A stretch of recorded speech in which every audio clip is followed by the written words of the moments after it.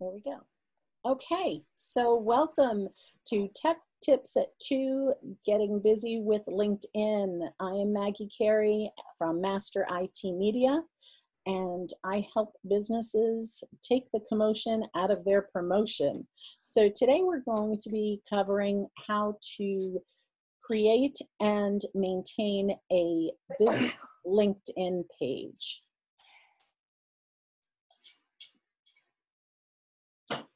So in our agenda today, we are going to be covering what is a LinkedIn business page, some of the features, it's very feature rich, and some posting ideas to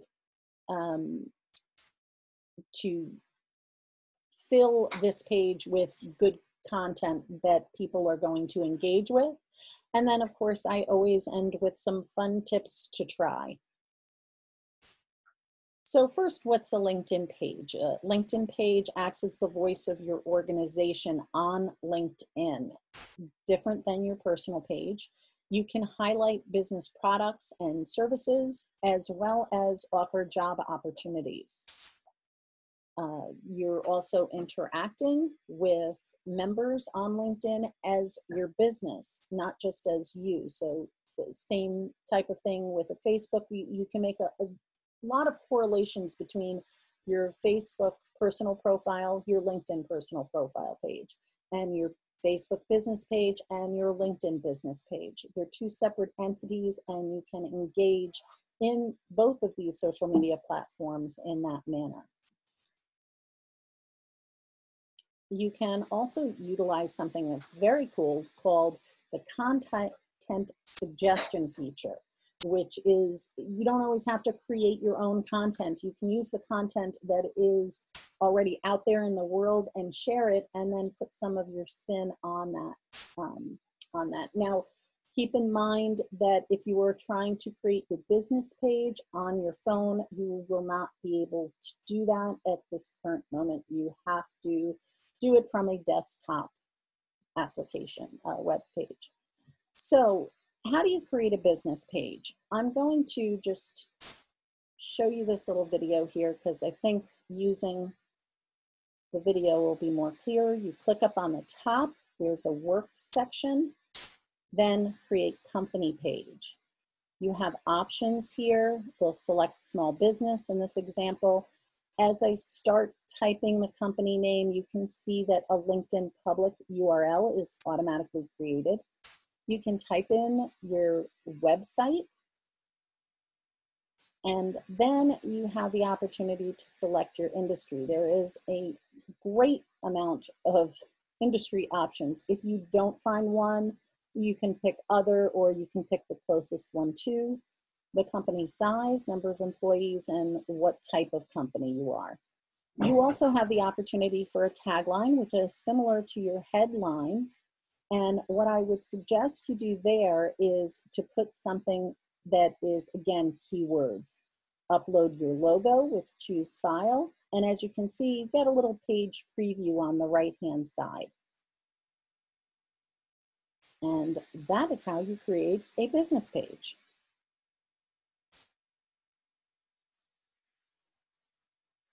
Now, here's a little bit more breakdowns onto the different things you'll see here on the right that you can edit once you create your page. A description, again, don't recreate the wheel. If you already have this on your website or your Facebook, you can just copy and paste it into the description. It's an About Us, again, 2,000 words. Location. If you have multiple locations, you can add more than one location. Your cover photo should be 1,128 by 191 pixels. You can use a tool called Canva, and that can help you create these pages very simply, these cover photos.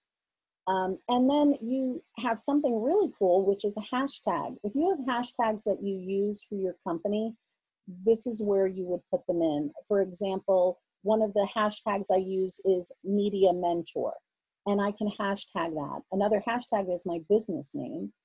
So be creative in these hashtags because people follow hashtags and that can increase your engagement on your page. This is really important, and this is one of those hidden features that people don't talk about. A business page admin is somebody who can control your business page. So this would definitely be you. You have to have a personal profile in order to create a business page, similar to Facebook.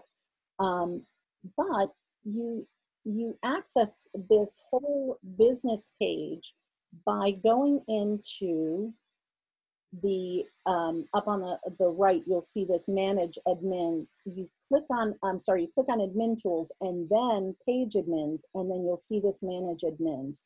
And you type, you select the type of admin, and this is really important. If something happens to you, you want your page accessible by someone else. This goes for Facebook, this goes for LinkedIn business pages. It is very important that you select somebody other than yourself to be an additional admin. And I don't care if it's a family relative or if it's your business partner, but you need somebody that you trust that you can have as an admin, because if anything happens to you, even if it's you decide you're going to retire to Belize and you're leaving and you forget that you didn't give somebody else access to the business page, you're not going to be able to access it. If what happened to somebody that I know is that their their personal profile was revoked. They got suspended and they couldn't update the business page.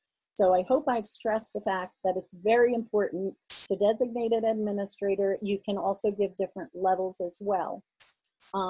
Make sure that you type the name that you want to add and make sure that they're a first degree connection. A first degree connection is somebody that you are personally connected to. They've accepted your connection request on your personal profile.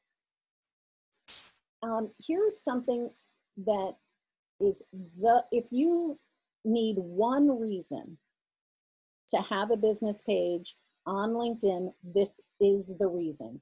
You are securing your business name. One of the things before I even created my business name is I wanted to make sure Master Media was going to be accessible on all platforms. I didn't want a #1 after it. I didn't want to have an underscore or an NY or anything like that. So in order to, now we had that place where you can put when you set up your account, but if you didn't do that, you can go into admin tools on your manager and select a public URL and type that in. If it is not available, they will let you know. But this will be your unique URL. If you see a red text error message, that means your URL is already taken and you may need to change a few characters in order to make that happen. So now getting into what to post on a business page. So I'm going to just play this video as we're talking. This is a video that I recently posted on LinkedIn. You can post video, you can post photos, you can share content, news, relevant industry articles, formats that are supported include text, a link to websites, image, documents, YouTube videos, or a video similar to the one I created here that I've saved on my computer and I've uploaded onto my LinkedIn business page. These posts are engagement fodder. Okay, they're the things that are going to draw people into your business and you want them coming back. So my suggestion is always put content that is going to engage your audience, that gives them some free advice, that gives them a little bit more than what they would get on another social media platform. And of course, keep it business focused. Facebook is more of your personal realm. It can be a little bit more casual. You know, Facebook is casual Friday, right? And then LinkedIn is going to be your, typical button down dress up, for business platform. So how do you attract followers? So I put this post here. This was one of my clients. I picked a customer of the month, and this customer ended up having a 25-year in business anniversary, and she was given an award by her local chamber. Attracting followers is key. Build some engaging content. This post was one of my most successful posts across all platforms. Why? Because it has a smiling person in it. It's a local business who ended up liking it, and all of the local businesses that knew her liked it, and people liked it, and people shared it. And again, engaging content. It was a win-win for everybody. She got promotion for her business. I got more likes on my page. It was great.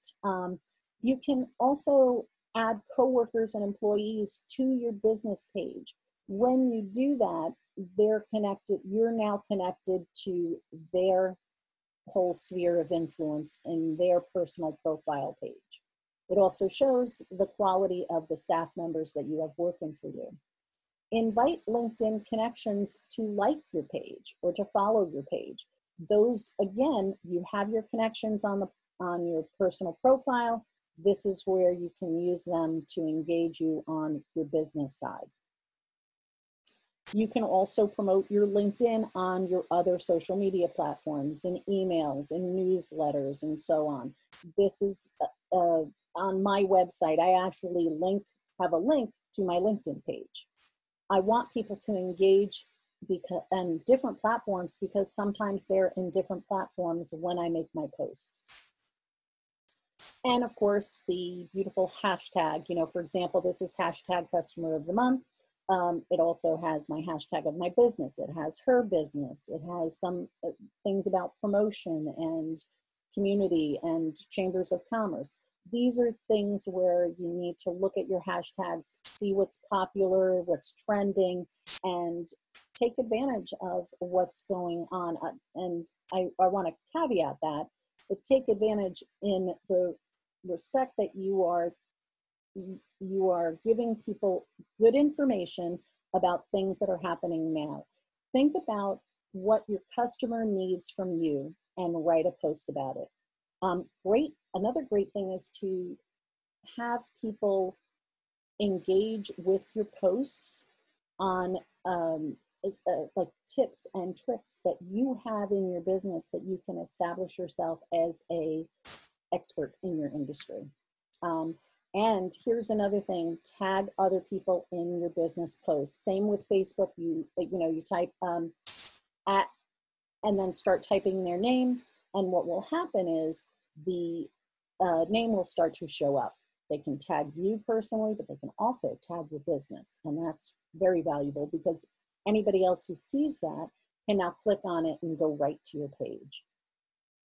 So here is the video on how to find that content that you want to share. This is public content. This is something that somebody else has created, and what you're going to do is you're going to share this information, and you're going to put it in your page with your personal take on it or your business's take on it. Remember, this is a very cool feature. If you go into your business page, you click content, and then as you can see here, because of my industry, I have information technology, I have marketing. These articles are going to be specific to my industry. So I can also pick location, I can pick job function. If I want to really target maybe CEOs of businesses, I can put that in. And as you select and deselect certain things, articles are going to pop up. If I clicked on social media, you see now I'm having a whole different section of articles. And I can also add more of these trending content that might be happening. And once I find something that I like, and I may be looking at the topic, I also may be looking at the engagement that this article has. Other people have shared this article and what the engagement has been with the article. And I can then click on it and decide that, oh, you know what, this sounds good. This is the one I want to use. Maybe it doesn't have the best engagement, but the ducks are appealing to me. I don't know. And then while you're in here, you're going to type something engaging and interesting so that people will then say, oh, this sounds like an interesting article. You can also put your take on this article, which also shows people that you're keeping up with your industry trends.